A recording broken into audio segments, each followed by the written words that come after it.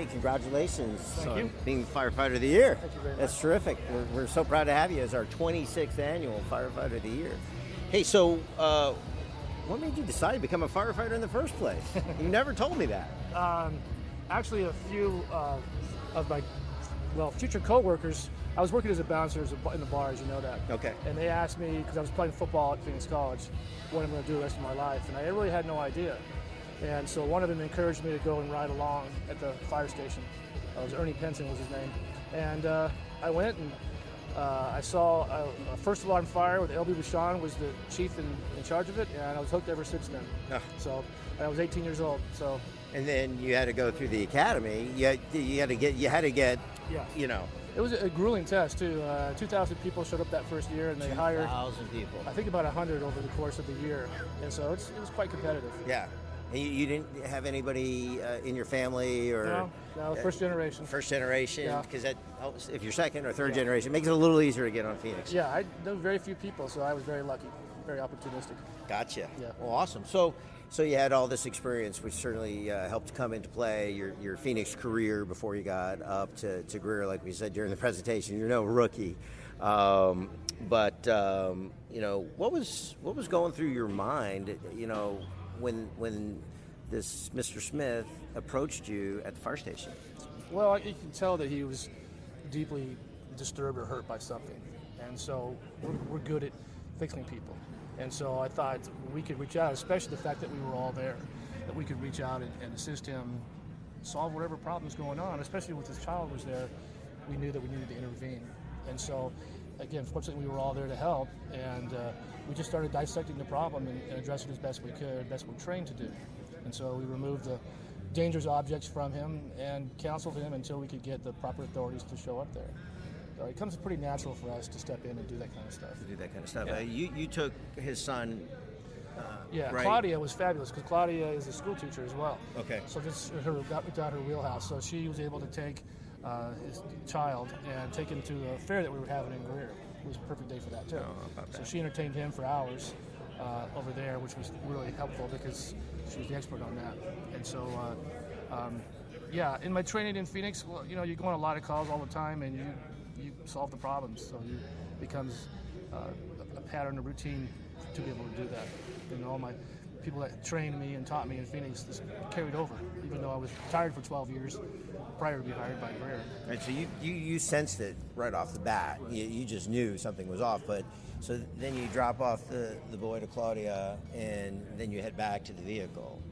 And Mr. Smith is now sitting in the vehicle, talking on the phone, and what was that conversation like? I mean, to walk into that situation. Well, first, Captain Cartwright was the one who was able to remove the gun from his passenger seat, which was very astute that he saw it. Totally. And very quick reactions on his part. So that was huge. That turned the event completely around because now we just had to remove his keys from the ignition so that he didn't drive away because we knew he was pretty intoxicated.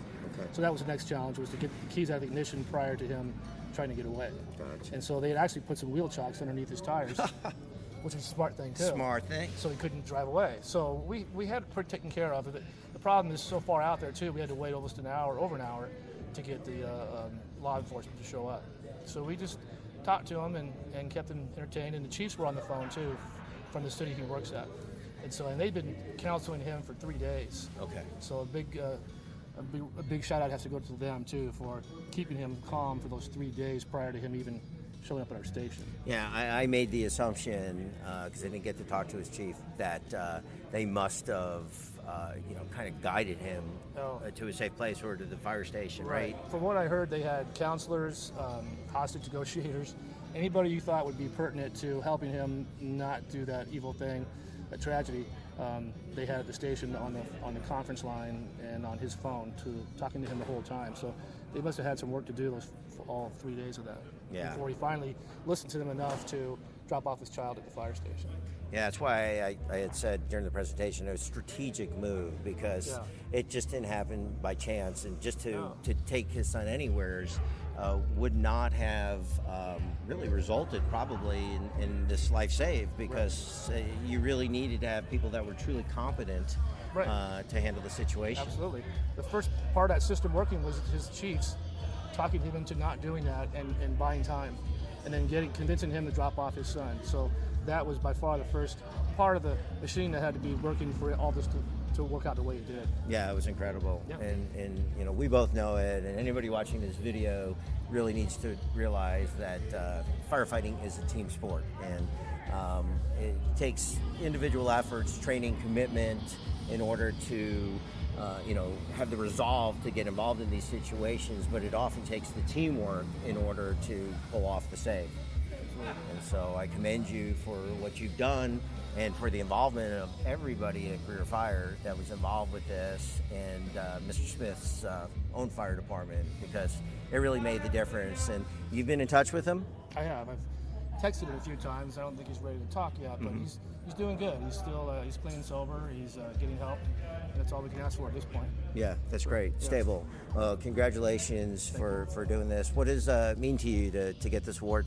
Oh, it's great. I'm honored to be the recipient of it, but it's nice to have the White Mountains represented as well, because there's a lot of two-man crews and volunteer fire departments that work very, very hard, and I think it's a big learning lesson for me, because coming from a four-man crew and everything is done for you, to realizing that we now, the two-man crews and the volunteers, do everything. So my hat's off to everybody who's a two-man crew, paid or volunteer. You have my respect. Yeah, mine too.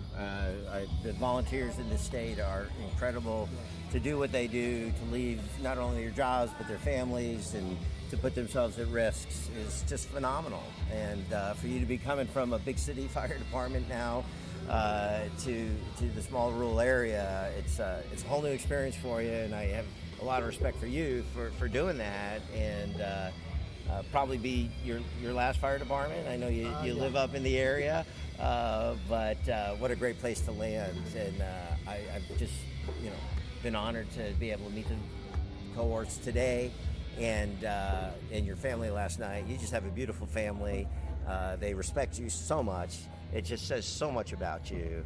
And I think our judges can pick a better recipient to represent the state of Arizona as the 26th annual United Firefighter of the Year. Appreciate that. Congratulations, my friend. Thank you. Thank you very much. Thank you, sir. Wonderful job. Thank you.